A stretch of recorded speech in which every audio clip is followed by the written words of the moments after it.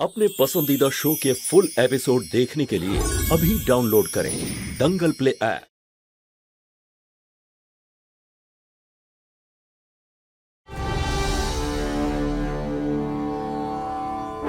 গুড্ডু এই নে বৌমাকে সিঁদুর পরিয়ে দে।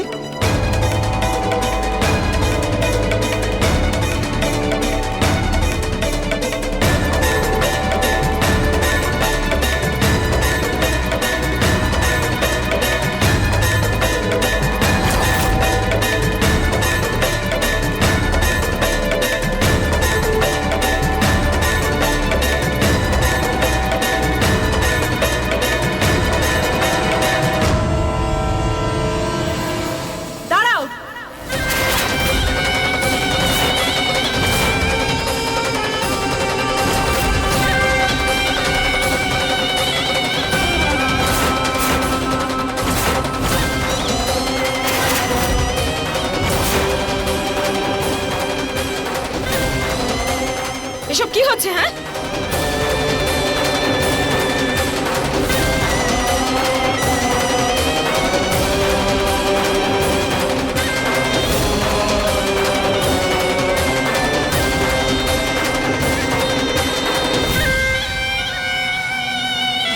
কুন্টু, তুমি ঠিক হয়ে গেছো?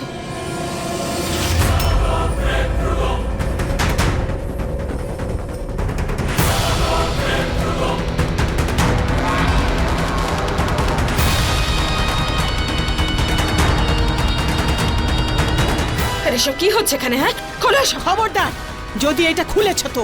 মা,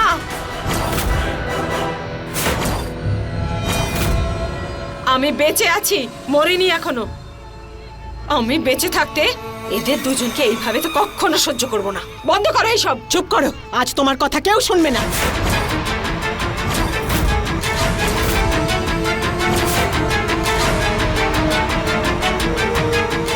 গুড্ডু তুই তুই বৌমাকে সিঁদুর পরিয়ে দে।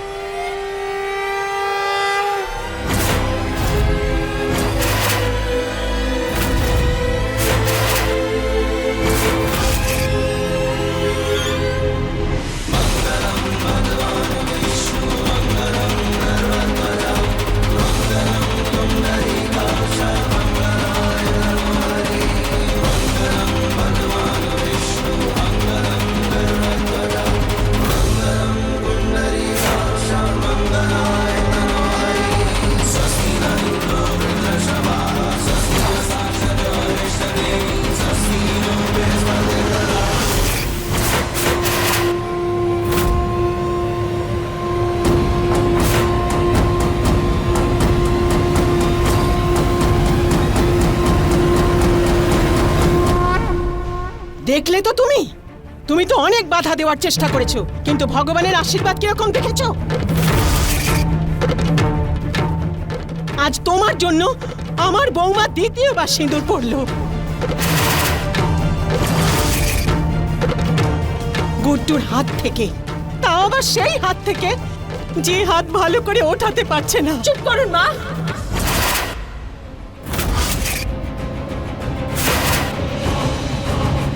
গুড্ডু, আমি চিরকাল সেটাই করেছি যা তুমি চাইতে।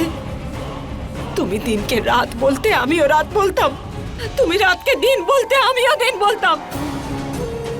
তুমি খুশি হতে তো আমি পার্টি করলে, তাই আমি পার্টি করতাম।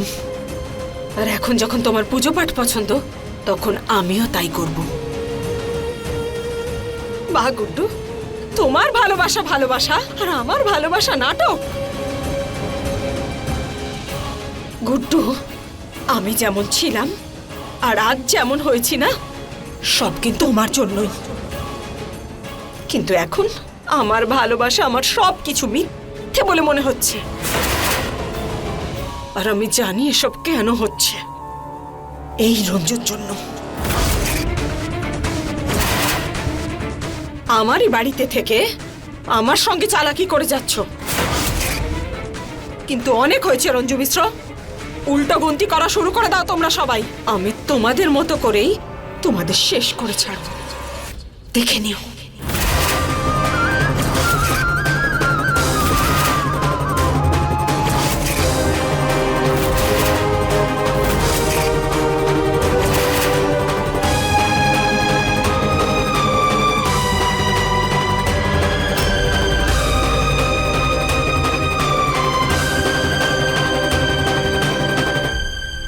মাই গড, এত অ্যাটিটিউড! এখন কে কাকে কি ভাবছে সেটা তো তার উপর নির্ভর করে, তাই না? কত ভালো খুশির মুহূর্তটা পুরো খারাপ করে দিল। কমপ্লিটলি খুব ড্রামা করে এই মহিলাটি।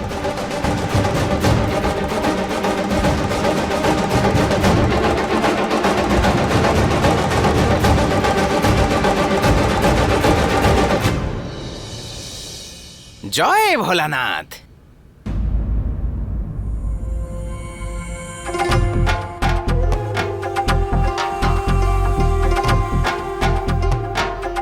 কি ব্যাপার গো?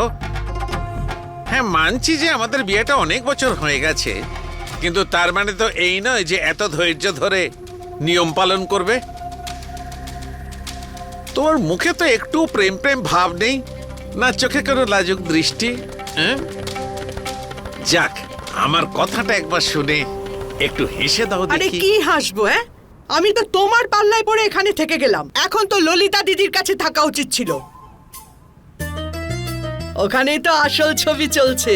গুড্ডু বাবুকে আরতি করতে একদিকে রঞ্জু দিদি থালা সাজিয়ে দাঁড়িয়ে, আর অন্যদিকে ললিতা দিদি।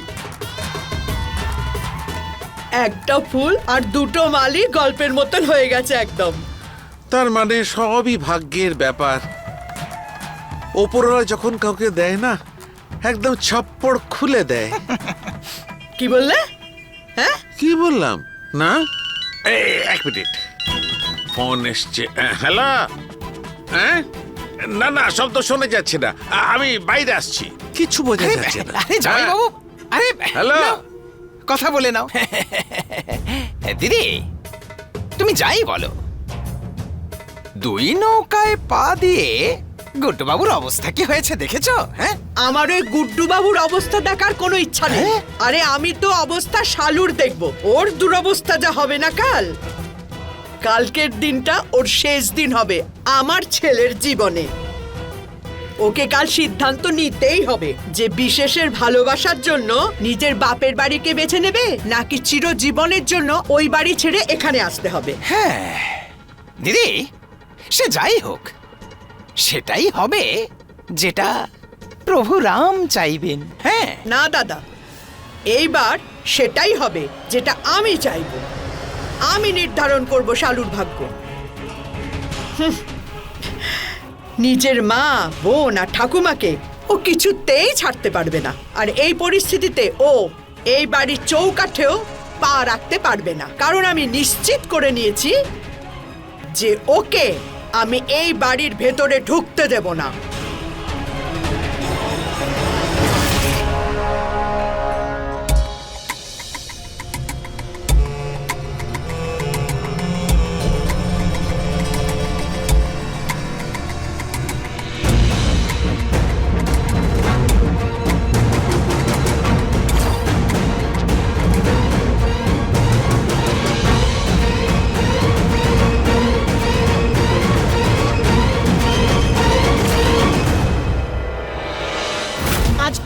জন্য আমার বৌমা দ্বিতীয়বার সিঁদুর পড়লো গুড্ডুর হাত থেকে, তাও আবার সেই হাত থেকে যে হাত ভালো করে ওঠাতে পারছে না, ভালো করে ওঠাতে পারছে না।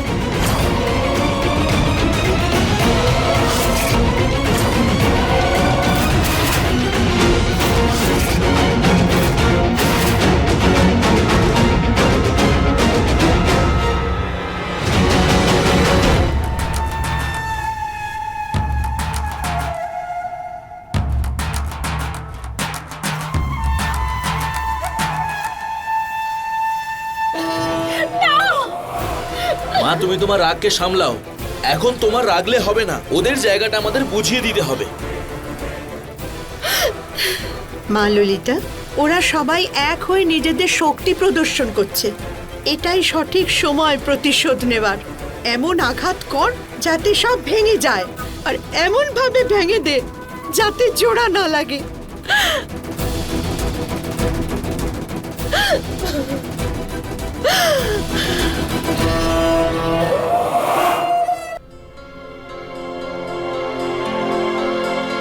আমাদের পরিবারে কখনো কোনো অশান্তি হতো না যদি এই মহিলা হস্তক্ষেপ না করত।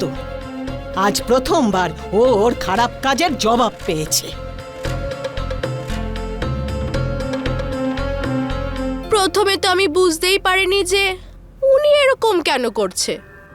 তারপর পরে ক্লিয়ার হলো যে গুড্ডু আঙ্কেলের দুটো wife. Wow, so filmi.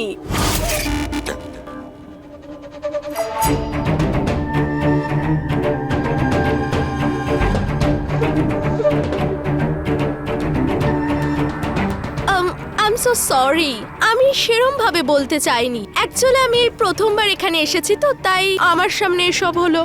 But আজকালকার দিনে দুটো ওয়াইফ, আই মিন দুটো ওয়াইফের মধ্যে কোনটা ঘরের বউ আর কোনটা বাইরের বউ?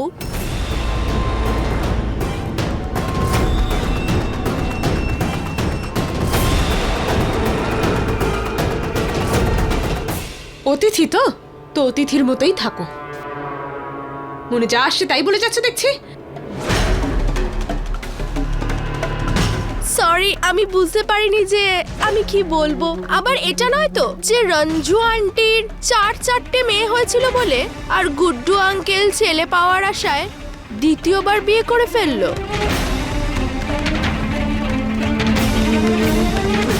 আর রঞ্জু আন্টিকে ছেড়ে দিল।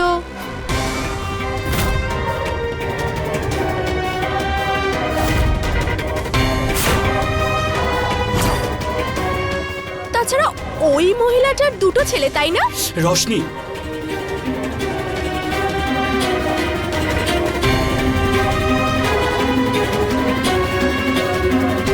এখন গুড্ডু আঙ্কেল যাকে ছেড়ে দিয়েছে আবার ওনার কাছে ফিরে আসার কি রিজন হতে পারে?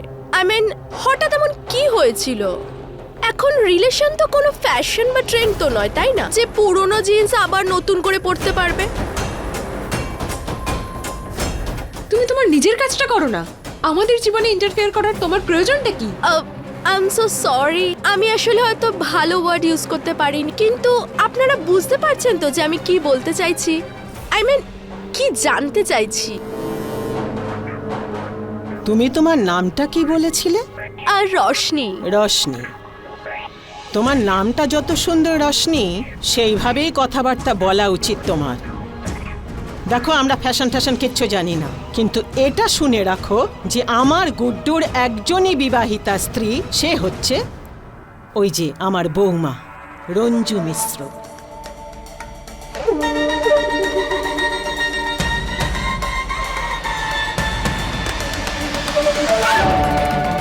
হ্যাঁ ঠাকুমা, আই ক্যান সি দ্যাট আপনারা রঞ্জু আন্টির কতটা সঙ্গ দিচ্ছেন, কিন্তু ওই মহিলাটার এত রাইট কি করে হতে পারে যে উনি এই বাড়ির মালকিনকে এতটা অ্যাটিটিউড কি করে দেখাচ্ছে? আই মিন আমার মনে হচ্ছিল যে আপনারা ওনার বাড়িতে রয়েছেন আর উনি এই বাড়ির মালকিন। হ্যাঁ, তোমাকে আর কি বলবো, এর পেছনে অনেক বড় ঘটনা। আমার গুড্ডুকে সহজ সরল মানুষ পেয়ে সব সম্পত্তি নিজের নামে লিখিয়ে নিয়েছে। আরও জানো মা, যা হওয়ার ছিল সেটা হয়ে গেছে। আর এমনিতেও মা, আমাদের বাড়ির কথা বাড়িতে আসা অতিথিকে জানানোর কোনো প্রয়োজন নেই। হ্যাঁ বৌমা, তুমি ঠিকই বলেছ। এই মহিলাকে মন থেকে ছেড়ে ফেলো।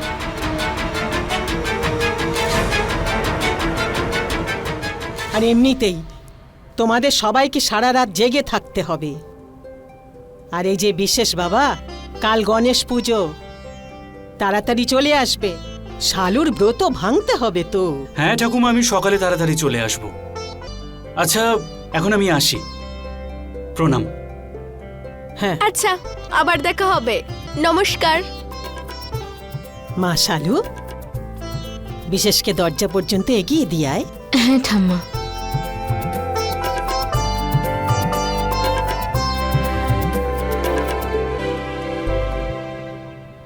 বিশেষ, ওষুধগুলো সময় মতো খেয়ে শুয়ে পড়ো। সকালে তাড়াতাড়ি আসতে হবে কিন্তু।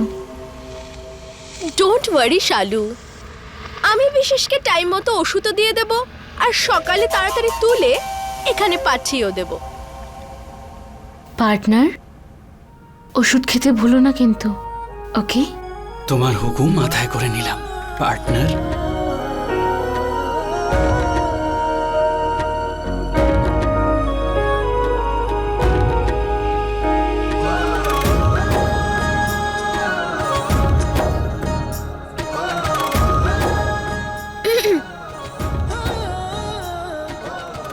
যাওয়া যাক।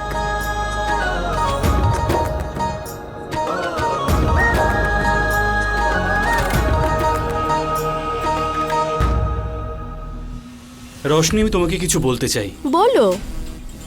দেখো, এখানে আজ শালুদের বাড়িতে যা যা হলো ওইসব প্লিজ বাড়িতে বলবে না। মায়ের অদ্ভুত লাগবে, আর আমিও চাই না এটা তুমি বলো। ডোন্ট ওয়ারি, আমি কাউকে কিচ্ছু বলবো না। Thank you. চলো চলো। দিদি, মানতেই হবে তোমার কথা। তোমার কিন্তু দারুণ ক্ষমতা, এতক্ষণ পর্যন্ত উপোস থাকতে পারো। আমি তো ঘন্টা চারেক যদি কিছু না খাই তো মাথা এমন ঘোরে, হ্যাঁ, যেন 4 ধাম পরিক্রমা করে ফাস্ট হয়েছি। না দিদি, আমি না খেয়ে থাকতে পারবো না। আরে কি হলো দাদা, তুমি এখানে খাওয়া দাওয়ার কথা নিয়ে বসেছো? যাও এখান থেকে। আচ্ছা ঠিক আছে, আমি একটু খেয়ে নি। খাবো খাবো খালি করে যাচ্ছি যখনই দেখো।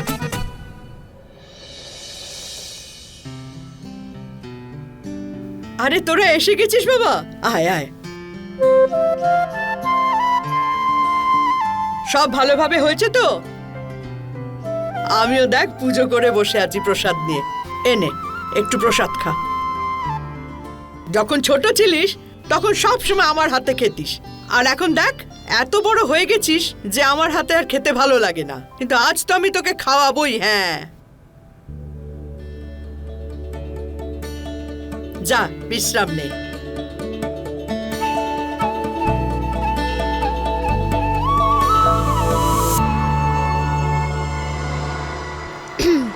আন্টি, তুমি সুযোগ চাইছিলে না, যাও সুযোগ করে দিয়েছি। বিশেষকে যে পানটা খাওয়ালাম না, সেটাতে ওর মাথা ঘুরবে। আর শালু এখানে নেই। আর একটা কথা মনে রেখো, তুমি যেটা আজ করবে না সেটা শুধু নাটক হবে।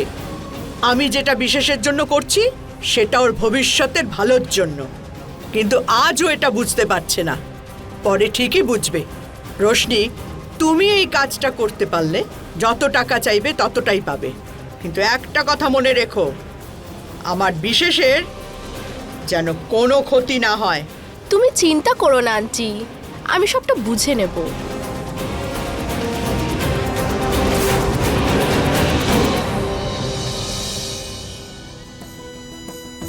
এই ব্রত পালন করলে শিব পার্বতী অত্যন্ত প্রসন্ন হন আর অতি উত্তম ফল প্রদানও করেন। এই ব্রত পালনে অবিবাহিত মহিলারা শ্রেষ্ঠ স্বামী পায় আর সম্পূর্ণ সংসারে তাদের বিয়ে হয়। এই ব্রত পালনে বিবাহিত মহিলাদের সিঁথি অক্ষয় হয় আর তারা সুস্থ থেকে দীর্ঘায়ু প্রাপ্তি লাভ করে।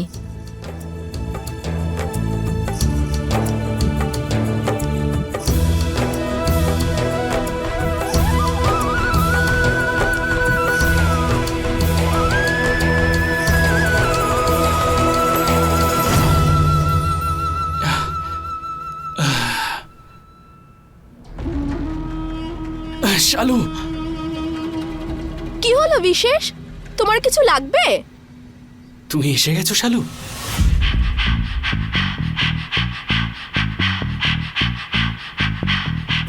বিশেষ,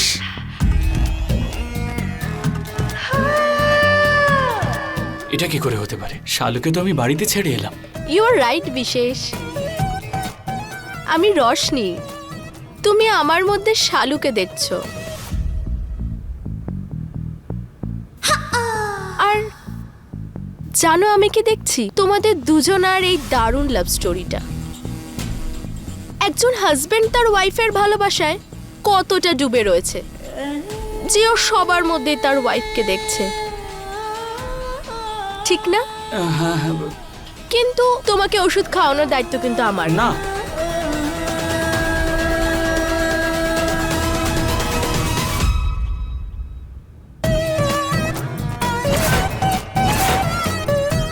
এই নাও, নাও, এই নাও, খাও।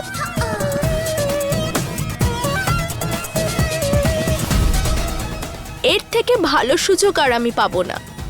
এই সুযোগটা আমি হাতছাড়া করব না।